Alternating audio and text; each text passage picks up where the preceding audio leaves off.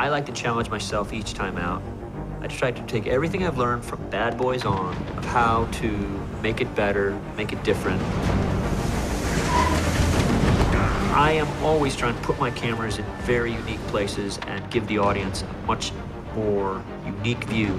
You know, example is when Shane, a character named Shane, arrives at the farm.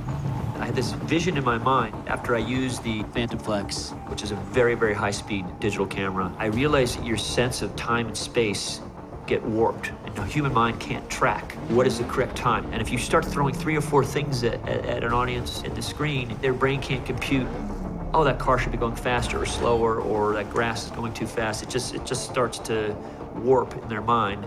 And I knew that it would be an extremely cool shot to have a car on a crane, have it traveling, and I wanted someone to run into the front tire. Going like this. And I've got a wonderful crew. A lot of them have been with me 16, 17, 18 years. But my crew was like, how are you gonna do this shot? I don't get it. We kept having meetings about it. I said, guys, I don't wanna have any more meetings about it. Enough talk. Just get me 3 air mortars, get me a crane that can move the car 10 feet and make a very, very soft foam tire so the stuntman can't hit his face very hard. So when we did this shot, I just told the stuntman to run hard at this tire, hit his face. The secret sauce, there's always secret sauce in my shots. The glasses and the goop in his mouth. He just had to spit it out to make it look like he's getting whacked in the face. And then finally, when I showed them the Phantom Flex at speed, at very high rate of speed, maybe shot it. I'm not going to give that. I'm not going to give it to future directors. They'll figure it out on their own. Boom. But I showed the crew, and they're like, oh, I get it. I get it.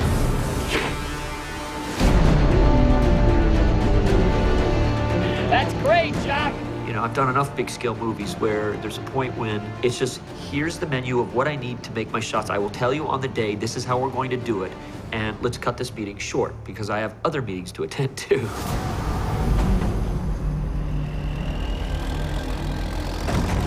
When you watch the rhythm of the movie, it's a slower burn, it's a slower build. There's not a lot of wham-bam action right in the front, intentionally. And then when they get on that spaceship, there's a series of big set pieces all in a row. It keeps going.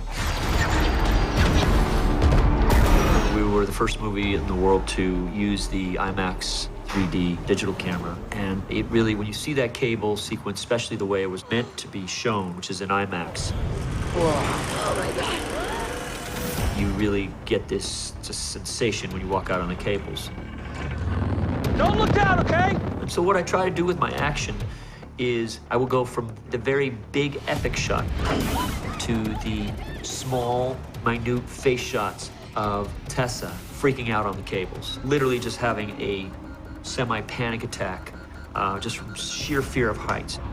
I'm not moving! I'm going back to the ship!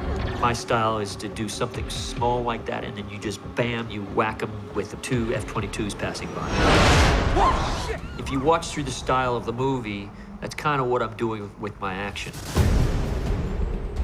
In beating out the script, it became apparent very early on that I was zeroing in on a major city that had big green lush hills next to a big urban building area. And that leaves you basically with Rio, Hawaii, Oahu, and Hong Kong. Visually, I'd been to Hong Kong, and I've always thought it was a stupendous place to shoot a movie. Climb, climb, surround them. I had seen that apartment building in Hong Kong, and it's just, I knew right when I saw it, I want to do an action scene that's very parkour down this crazy place. I think there's 30,000 people that live in this place.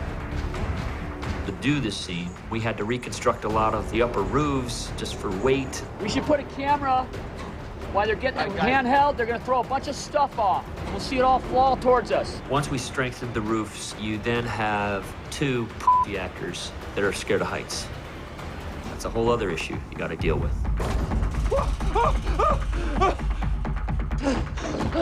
I wouldn't do it, but I've had a lot of experience dealing with actors like that because generally they're afraid of heights. I'm afraid of heights, but you basically get in their face and say, what are you doing? You're gonna get up there. These guys are pros, get on a cable, let's go. All right, everyone ready? Here we go, and roll cameras. And unbeknownst to me, When you shoot in Hong Kong, they have a whole different style. They are not allowed to lock down anything. No roads, no streets, nothing. And I'm not used to that at all. But an example, a car chase, this is how they do it in Hong Kong. We're shooting on the roads. We would have stunt people that would sort of slow the freeway as we have other stunt people now in a street that's kind of clear from our group slowing the traffic in a way. We're in a van with a door open here and a back door open there and 2 cameramen, handheld, a lot of it's handheld, and just kind of raw. Get out of the way! And it is fun shooting like that, I gotta tell you. There's a lot of humanity there, and they don't stop for anything. With so much humanity in Hong Kong, we had to supplement Hong Kong by using Detroit. All right, let's go again. I've been to Detroit so many times. I was one of the first guys to shoot in Detroit before it was hip to shoot in Detroit, going all the way back to Transformers 1, even the island before that. That's where we were able to do a lot of big physical stuff. We used it for the massive car pulls and the big drops. Because I'm still an old school director and using a lot of very real effects. I just like moving big things very close to the camera, but keep it real. In the midst of this big dropping section, we call it the backwards drive, we tried this brand new Austrian robotic camera. We're the first to use it. Amir, my amazing DP, found it. It was a very complicated rig. It's a robotic arm that might have 7 different axes. When you look at the backwards drive, you can see we come through the skylight. We are looking in the back seat. We kind of pull around Mark, and Mark looks outside the window. Whoa!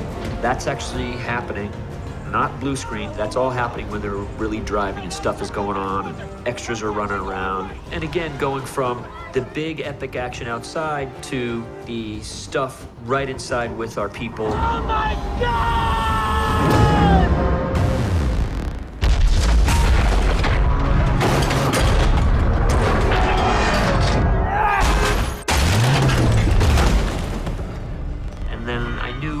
Early on, I wanted to really get them inside. We call it the noodle shop, where they drive inside. So now we don't have to see the massive world outside. It's a way of being more cost-effective, but still keeping the fear in the audience's minds of what's happening outside as this ship is pulling these soup ladles and the car pulling up through the roof and whatnot. Car!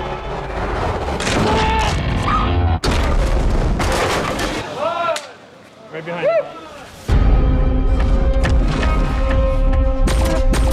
I knew when I got to the silo scene that I wanted to make it just about our cast and the 3 of them.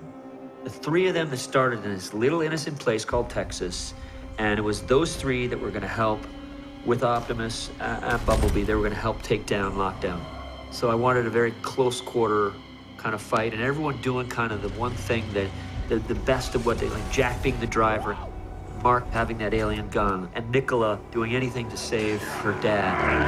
Drive!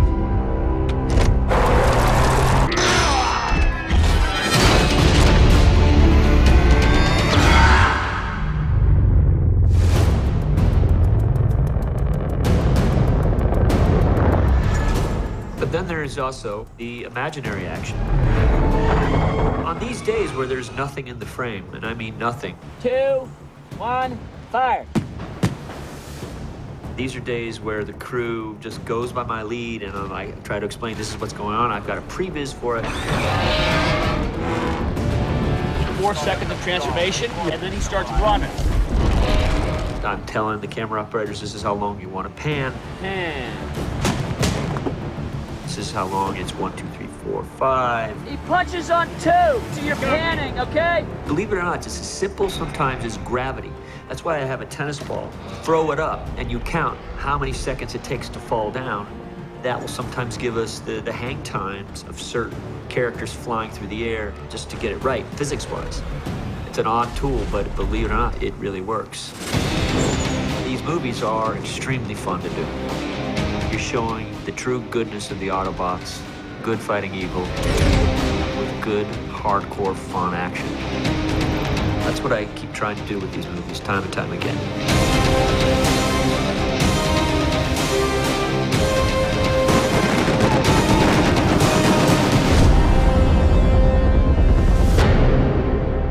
like that?